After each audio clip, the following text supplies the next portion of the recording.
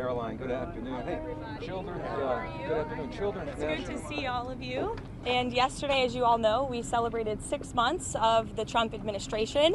It's been a pleasure to work with all of you day in and day out here at the White House. 6 months, the most transparent administration in history, if I may add. And I know the president just wanted me to highlight his accomplishments over the past 6 months. As you all remember, because you all covered it on the campaign trail, the president really promised the American people many things, but at the top of that list was to defeat the Biden inflation crisis and to secure our border and our homeland. And I think you've all seen in 6 months' time, the president has delivered on those two core campaign promises. Inflation is now running at a 2.1% annual rate. You look at our southern border, look at the numbers. Just last month, 0 illegal aliens were released into our country. And then look at what the president has done on the world stage. He has ended wars like India and Pakistan. He continues to work aggressively to end the war in Russia and Ukraine. He completely obliterated Iran's nuclear sites. He has continued to hopefully negotiate a ceasefire between Israel and Gaza to end that conflict and release all of the hostages. We've seen many of the hostages released as a result of this president's efforts. And this president is working around the clock every day to deliver on the promises he made. You also look at some of the cultural issues, to abolish DEI from our federal government and our military, to effectively end men and women's sports, which is a huge common sense policy that the American people support. And then if you look at the president's strong executive orders that have effectively ended the chemical castration of young children in our country. Just today, Washington, D.C. Children's Hospital in this city has announced they are no longer going to be prescribing puberty blockers to minors. This is a huge win for America and our children. There's certainly more work to do, and the president is doing it right now, and he will continue for the next 3.5 years. But certainly we've accomplished so much in just 6 months, and I'm happy to take some questions. Go ahead. Was the president serious, or was he joking this weekend when he said he might block a Washington Commanders stadium deal if they don't change their name? The president was serious, and it's part of the art of the deal, part of his negotiating skills. As you know, sports is one of the many passions of this president, and he wants to see the name of that team changed. Why is he getting involved in that?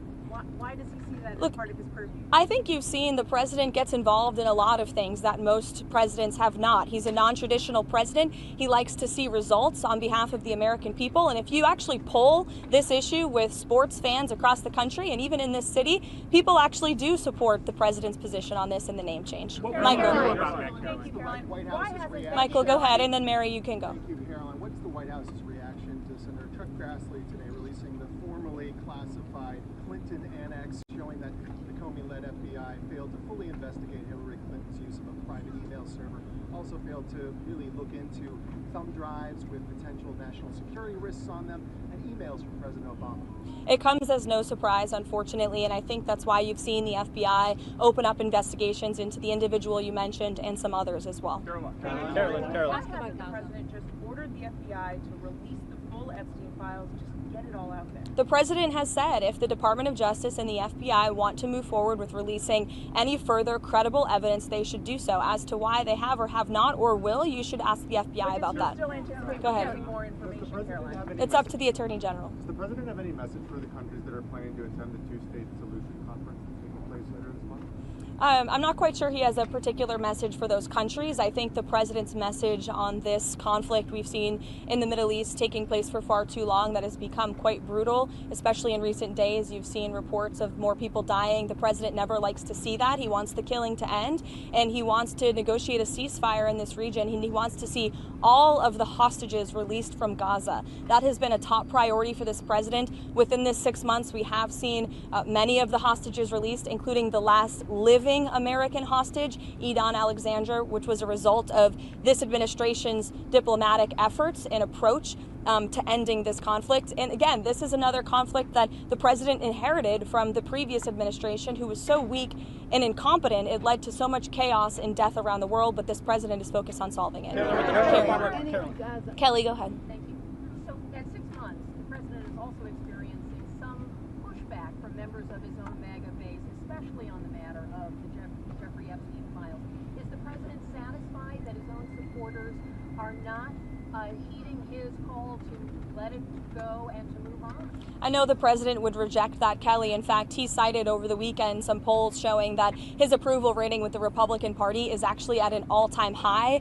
He's polling 90 to 95% amongst Republicans right now. That's higher than any Republican president or any leader of this party ever. The president is the creator and the leader of the Make America Great Again movement. It's his baby that he made, and he knows what his supporters want. It's transparency, and he has given them that on all accounts when it comes to everything this administration has done, especially when it just comes to the president himself, taking questions from all of you and the press corps on a near daily basis, multiple times a week. No question is off limits here at this White House, not just for the president, but myself as well. Kelly. Again, as I just answered, the president has told the Attorney General and the FBI Director to release any credible evidence that they find, and he also signaled to them over the weekend to move forward with unsealing the grand jury documents that were under seal by various judges across the country, and I believe the Attorney General has taken the proper legal action to do that. Kelly. You mentioned there also Israel, we've seen stepping up some attacks in Gaza. Has the president expressed his frustration with Netanyahu, and how does this impact the ceasefire negotiation? Well, look, the president enjoys a good working relationship with Prime Minister Bibi Netanyahu and stays in frequent communication with him.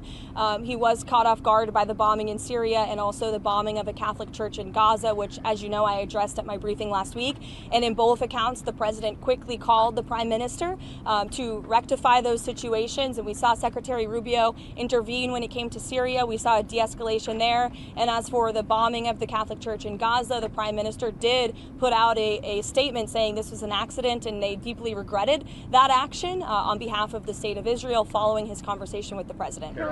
Jordan. Has the White House taken a position on Maria Salazar's work visa bill, and ideally, what does the president want to see with a work program for aliens? Again, I know you asked me about that last week, and I regret to inform you my answer remains the same. I don't think that's the focus of the White House right now in terms of legislative priorities, but certainly I promise you we'll get a readout on the bill. But as I reiterated to you before, the president does not support amnesty for illegal alien criminals, and I think the tragic circumstance that took place in New York City this past weekend underscores the priority of this president to secure our homeland and to deport illegal alien criminals and public safety threats from our country and our community. That's this president's priority right now.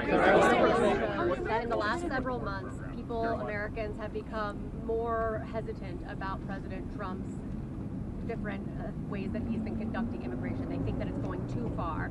Is the White House going to limit any ways that it is enforcing immigration across the country? I think the Trump administration is going to continue to focus on removing public safety threats and illegal alien criminals from sanctuary cities. The president himself has said that's the priority for him in this administration, which the vast majority of Americans do still support, removing illegal, heinous criminals from their communities. And ultimately, the best poll that was ever taken was on November 5th, when nearly 80 million Americans voted to re-elect this president, largely because of his immigration policies. And we've seen they've been a resounding success. Again, 0 illegal aliens were released into the country last month. That's a good thing for all of us standing here and for Americans across the country. Caroline, there are reports that President Trump or that FBI agents going through the Epstein files were told to flag President Trump's name if it came up. Is that something the president was aware of, or something that he directed those agents or the Department of Justice to do? I don't believe that's something the White House was aware of. You'd have to ask the FBI. Caroline, is President Trump satisfied with how aid's being distributed in Gaza right now?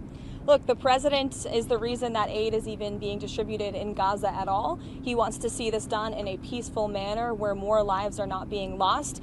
He hated seeing the pictures of starvation of women and children needing that, desperately needing that aid, which is why this administration came to a creative solution to bring that aid into the region. And we want to make sure that aid is delivered to people in need, but certainly does not end up in the hands of terrorists. I think both things can be done at the same time. Look, it's a very difficult and complicated situation, again, that the president inherited because of the weakness of the last administration. And I think he should be applauded and the administration should be applauded for coming up with a creative solution to get aid into the region. The president wants to see peace, and he's been been pretty clear about that, and our national security team continues to work on this every single day. But of course, it's a very complicated situation. The President over the weekend, Commerce Secretary had some pretty tough words for the Fed. It's good to see you. Hi, Mark. You're sneaking in back there. I know. I wish I was taller. The Commerce Secretary over the weekend had some pretty tough words for the Federal Reserve Chairman. The White House has kind of sent some mixed messages whether or not his job is safe or not. Will Powell be allowed to finish his term as Federal Reserve Chairman or not? Look, Mark, the president talked about this and answered these questions for you pretty extensively in the Oval Office. He has no plans to fire the Fed chair, but he has been very transparent in expressing his displeasure with Jerome Powell's management of the Fed and also his policies. And the president is right, by the way. He's been saying this for a while, but finally, economists and experts are agreeing with him that Jerome Powell should cut interest rates. If you look at our country, by every economic metric right now, it is booming. Look at the trillions of dollars the president has brought in foreign investments. Look at inflation, like I said, continues to go down. He's basically defeated it in just 6 months. If you look at the massive deregulatory campaign this administration has lost, look at the cost of goods. The cost of oil is down 20%. We've added 700,000 jobs to the economy in just 6 months. The manufacturing sector is ticking up again. By all accounts, this is a good economy. In fact, the Wall Street Journal, wherever you are, did in fact give credit for that today. They said that the economy has its swagger back, which is one way to put it. But I think that it's true. And I think that the Fed chair needs to lower interest rates. The president is right about that. And finally, people are catching up to the president on that. Brian, go ahead. Yes. Has the president shared any additional thoughts on privatizing the TSA? Privatizing the TSA. I haven't heard him talk about that, but perhaps it would be a good idea. I think we can all agree there's a little bit of bureaucracy when you move through an airport, but I'll get with the president, or perhaps you can ask him yourself next time, Brian. Caroline, go ahead. Caroline. The Congressional Budget Office released updated estimates today about the Big Beautiful Bill now that it's law. They estimate that the deficit will grow by $3.4 trillion by 2034 and that 10 million people will lose health coverage by 2034. I know you guys are critical of the CBO. More broadly speaking, is there any concern from the administration that this bill, now that it's law, will increase the deficit in any way or remove anyone from health insurance that they have from legal citizens? No, look, this bill was a great bill for the American people. It was the largest tax cut for middle and working class families in our nation's history. And the president wants to see this country get our fiscal house in order. That's why this was a fiscally responsible bill, one of the most fiscally conservative pieces of legislation for its size that has ever crossed through Capitol Hill. And the president wants to cut our deficit. That's why he's effectively using tariffs to bring more revenue into the United States to ultimately pay down our debt that has been created by presidents on both sides of the aisles for many, many decades. There are 11 days until that August 1st trade tariffs deadline. What can we expect between now and August 1st in terms of potential announcements of trade deals with any countries?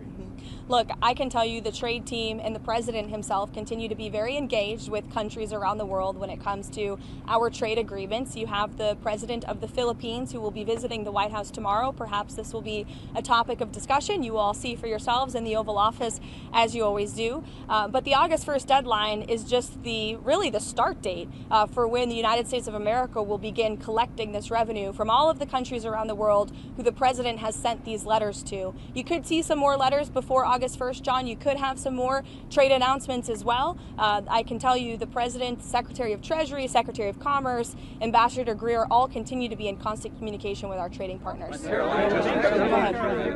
Yes, sure. Thank you. How did you see the tariff negotiations with South Korea being fundamentally different with those with Japan? I can check in on the status of the South Korean trade talks for you. Special envoy